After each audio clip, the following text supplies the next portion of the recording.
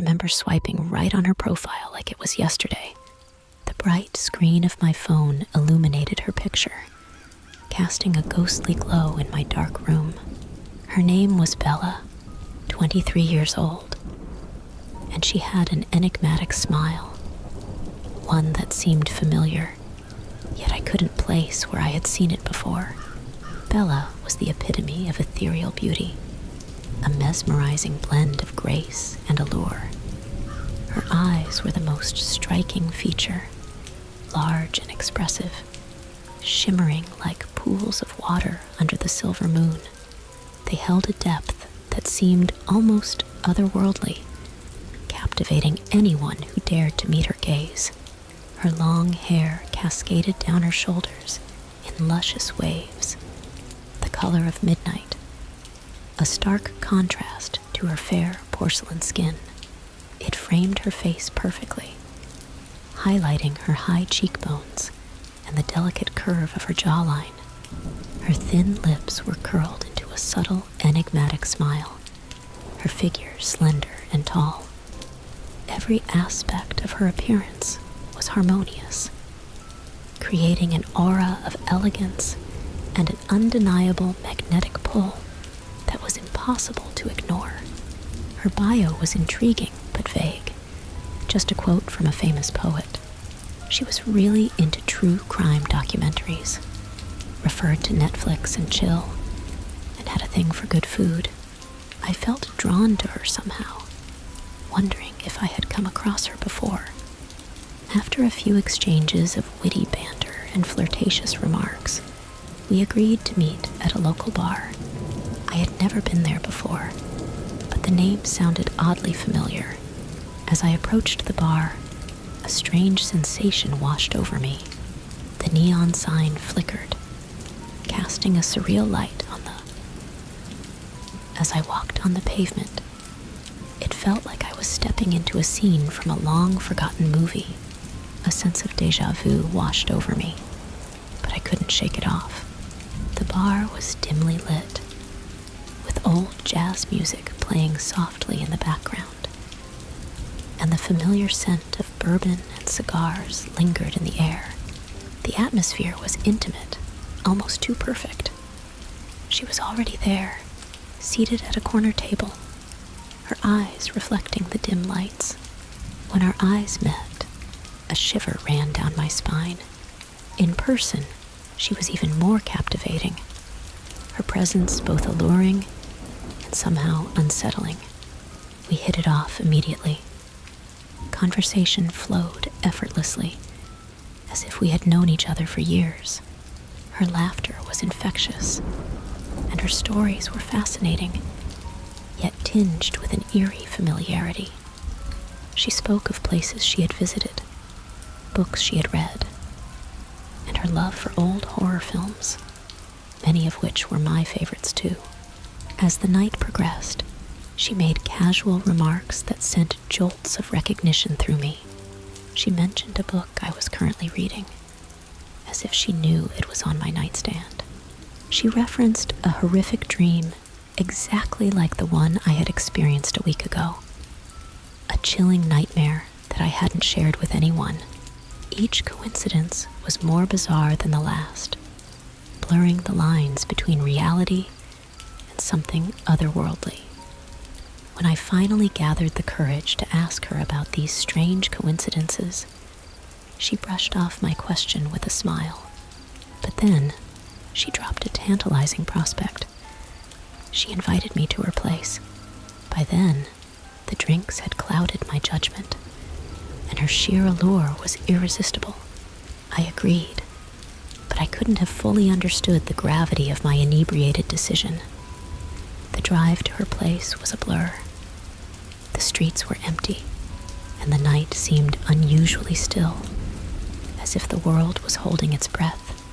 When we arrived at her apartment, a chilling realization dawned upon me.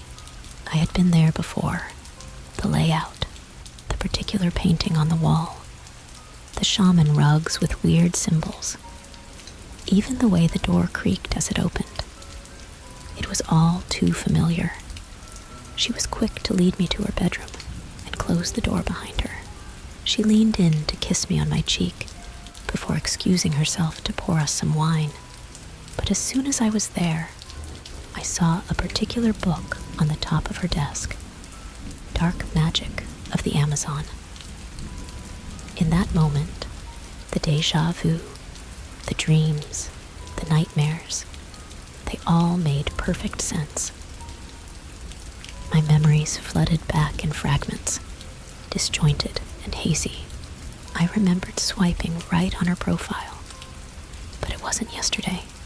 It was the day before, at the same bar, with the same conversations, the same eerie coincidences. I had lived this very night the previous day as well, but there was something more. The nightmarish tale sent shivers down my spine as I recalled something sinister that I had long forgotten. My heart raced as I remembered the chilling discovery from the previous night when I had spent time at that place. I had seen her, a woman I had met on Tinder, slip something into my drink. My anxiety grew as I watched her, overshadowed by the horrifying sight that followed. In her kitchen, amidst the normalcy of utensils and herbs and Indian spices, lay a collection of knives like none I had ever seen before. It later made sense to me that they were not meant for cooking, but for something far more gruesome. Then, my eyes fell upon the bones scattered carelessly in her trash. Disturbingly human-like, she nonchalantly explained they were for her dog. But panic began to surge through me as the truth dawned on me. There was no dog in this apartment. Without thinking, I grabbed a knife from her kitchen. When she later came at me with a meat cleaver, she was surprised to find me stabbing her in self-defense. I had acted instinctively, without even comprehending what I had done. I quickly disposed of her body in the bathtub and fled from the horror of that night. But now, as these memories resurfaced, reality twisted into a nightmare. If she was dead, then who was the woman standing before me with 2 wine glasses? I excused myself to the bathroom, hoping to make sense of the chaos. The bathroom was exactly as I remembered from the previous night. Cold, sterile, and immaculate, except for the overpowering stench. And there she was, in the bathtub, lifeless, just as I had left her. The room spun around me, my mind struggling to comprehend the impossible. If she was dead, who was the girl outside? Returning to the living room, I was met with the most terrifying sight of my life. The woman I had spent the entire night with stood there, but she was different. Her eyes were pitch-black voids of darkness that seemed to consume the light around her. Her skin was unnaturally pale, and the wound in her chest, the one I had inflicted, was a grotesque testament to her death. In that moment, the horrific truth became clear. I had been on a date with a ghost, the vengeful spirit of the cannibalistic woman I had murdered the previous night. She had orchestrated this nightmarish repeat of our last encounter, a macabre replay leading to her ultimate revenge. As she lunged at me, her teeth transformed into scissor-like blades, a twisted smile on her ghostly face. I stumbled backward, terror gripping my heart, the world around me fading into darkness. Soon, fountains of blood gushed from my neck as life escaped my body. I felt her cold, spectral lips kiss my cheek one last time before my consciousness slipped away. And so, the story ends in a hauntingly unexpected manner. If you enjoyed this tale, I would suggest subscribing to the channel, as it turns out that most of you who watch me aren't actually subscribed. I was fresh out of university at 21 years of age and finally single. I sat in my flat, reading over the final few breakup texts from just days before. Her name was Emma. I stared at them for a good hour or so, trying my best to process it all. As I went through her messages, I felt no need to cry. There was no sadness or despair left within me, only fear. I was terrified of her. It had only been 3 days since the breakup, but it already seemed like such a distant memory. Every single one of her messages reeked of manipulation, bearing the signs of a true psychopath. The worst part was my own responses. Pretty much every text I sent her consisted of, "I'm sorry," or "It's my fault." I never once stood up for myself. Even trying to tell her no would be enough for her to guilt trip me. One accidental step out of line, and she would ignore me for days, forcing me to come crawling back to her every single time. It wasn't as if I had anyone else to turn to either. At the beginning of our relationship, she went through my phone and messaged every single one of my friends, telling them I was going away and not to talk to me ever again. On our second date, I remember my phone going missing. That was probably when it all started. I could even see it at the end, too. One of her final messages read, "You don't need anyone but me, Evan. I am your one and only. Now stop acting so ridiculous. And maybe I'll forgive you, but you better make it up to me." I could hear her voice in my head, shrill and angry. By that point, I had already been trying to get out for months, but I just didn't have the courage to leave or to tell her what I really thought. I skipped through the rest of the messages, going all the way down to the final one, the nail in the coffin. "Goodbye, Emma. I'm done." I read it out loud. I was so proud of myself. I was finally free. Right underneath it, before I had the chance to block her, she had already sent a reply back. "You've got some nerve, haven't you?" Even reading it now, I still cannot believe I fell for her. The emotional horror she put me through still haunts me to this day. It was like my life wasn't even mine. I took a deep breath after I finished rereading them all, then swiped open Tinder. That was my freedom. I swiped left, right, etc. My inbox was filled with messages from new people. God, it had been so long. My eyes were in total awe at just how many women there were, all of them so beautiful. But deep down, I still struggled with the fact that any one of them could be another Emma. Looks meant nothing when the inside was rotten. However, I refused to let the memory of Emma ruin any more of my life. Sitting across from Libby in an Italian restaurant, both of us gorging on pizza, I couldn't help but feel a sense of relief. The restaurant was conveniently close to both of our homes, so we didn't have to worry about catching a train or a bus, making the evening stress-free. We spent the entire night laughing, smiling, and talking. The date couldn't have gone any better. That was until I turned around, looking for a waiter to get us another drink. My eyes immediately locked onto a familiar face pressed up against the window outside. I blinked, too stunned to speak, and then they vanished. My heart rate soared. "I need a moment." "Excuse me, Libby. I'm just going to head to the toilet." "No worries. Don't be too long. Our dessert will be here soon." She smiled at me, and for a moment, I felt safe again. I walked off in the direction of the toilet, my expression dropping instantly. The moment I turned around, Emma was there. I remember trying to cover my cheek as a few tears began to roll down it. Once inside, I tried to take a deep breath, wash my face, anything to calm myself down. I was already sweating heavily from the armpits. I needed to regain control. But just as I went to dip my face below the tap, the sound of heavy, feminine breathing started from within one of the stalls. Slowly, I began to lift my head to face the mirror.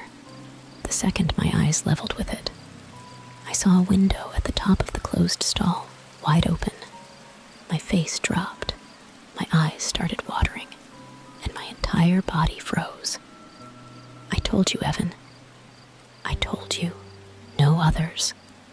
A voice came from within the stall. It was full of bloodlust. I began to back away, but it was already too late. In an instant, the door was flung open, revealing none other than Emma standing in the middle of the stall, a knife gripped tightly in her palm. I went to lift my hands up, as if to tell her to calm down, but it was the wrong decision. Her nose flared and her eyes burned. You broke the rules, Evan. I told you, no others. And you do this. I can't let this go unpunished, Evan. You deserve this. All of a sudden, Emma burst out from the stall, knife in hand. She charged straight towards me and managed to plunge the knife right into my leg before I struck her on the side of her face. The force of the blow knocked her straight back into one of the closed stalls. Seeing my opportunity presented itself before me, I dashed straight for the exit while limping. Out into the restaurant, I screamed for help as I watched my blood spurt all over the floor. Fortunately, there were plenty of people in the restaurant, and I was quick to receive assistance. I pointed towards the bathroom, directing some of the men to keep the door shut so she couldn't get out again. Fortunately, Libby had seen me and was already on the phone with the police. An ambulance was on the way too, once my leg was wrapped up to stop the bleeding. They all arrived at once, flooding the place with flashes of blue and yellow.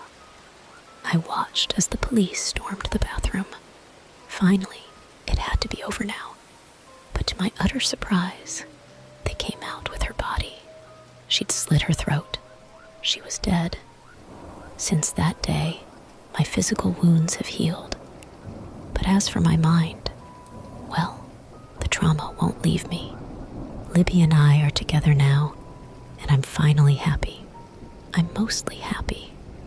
But every night I go to sleep, Emma is staring at me, blood dripping from her throat, that chilling smile on her face.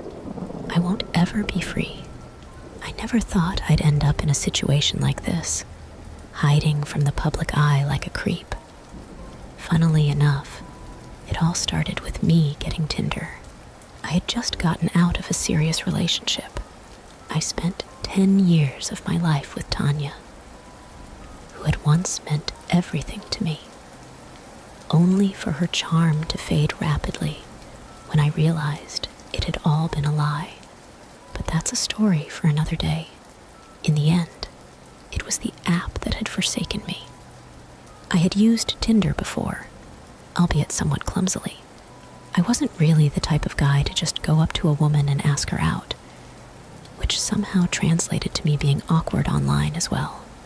But that didn't matter to me. I wanted companionship. However, it didn't come without its hurdles. Tanya had always been scarily good at tracking my online activity down. She had even called for a wellness check at my old job. The police said, "You don't work at the office anymore. Are you okay? Let me see you."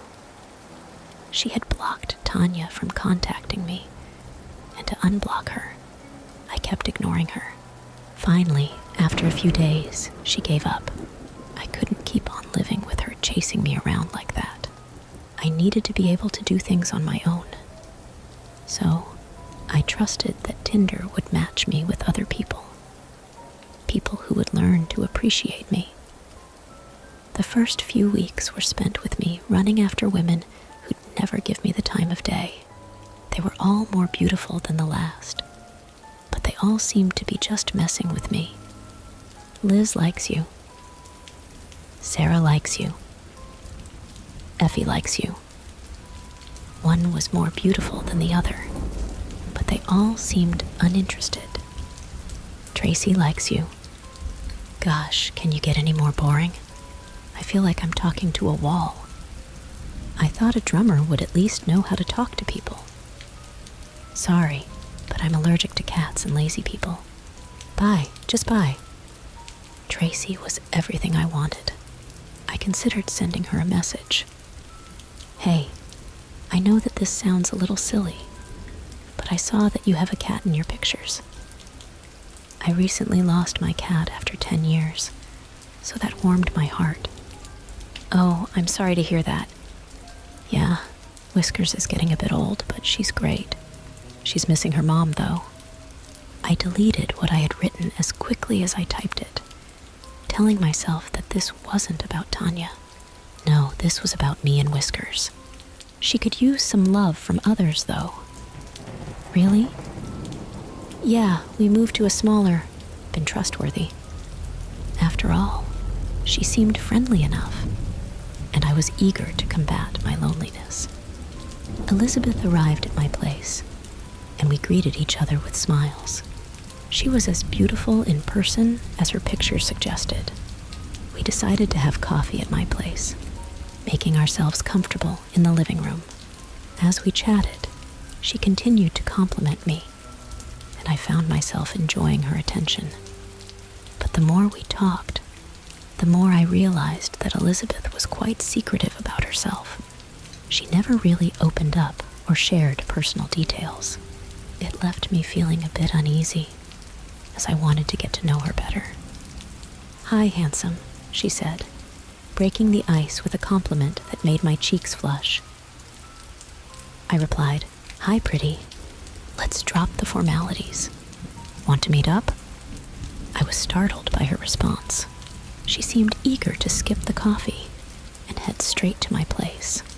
While I was desperate for companionship, something about her message triggered a warning in my head.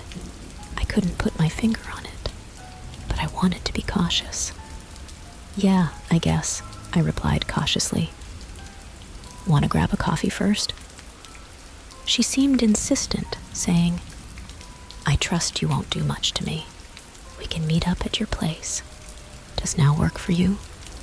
I hesitated for a moment, but ultimately agreed, thinking that Elizabeth must be trustworthy. After all, she seemed friendly and charming. I quickly typed my address into the app, and she said she would set out right away. Little did I know that this decision would lead to a series of events I could never have anticipated. My heart raced as I read Tracy's message, wondering why she had messaged me out of the blue. She apologized, claiming it was sent to the wrong person, and then blocked me. Confusion washed over me, and I couldn't help but feel a sense of unease. Was something strange happening? Tracy's message was swiftly followed by another one. It was Tanya, my ex-girlfriend, holding my cat Whiskers. My heart sank as I realized that she must have somehow found out about my date. She typed, Poor Whiskers snuck out again. Don't worry, I'm bringing her back in. Tanya continued, Yes, my love. Yes, my love. Gosh, you're still as clueless as you used to be. So innocent, so silly. Don't worry, I'm almost home. Whiskers still knows her mommy. Thanks for letting me back into your heart after last time. I was in shock. Tanya's presence was unsettling. But what terrified me even more was the realization that she had somehow entered my apartment. How had she found my keys? Panic coursed through me as I realized I needed to get out of there. I couldn't stay in the same place as her. I frantically looked around, searching for an escape route, my mind racing with fear and confusion.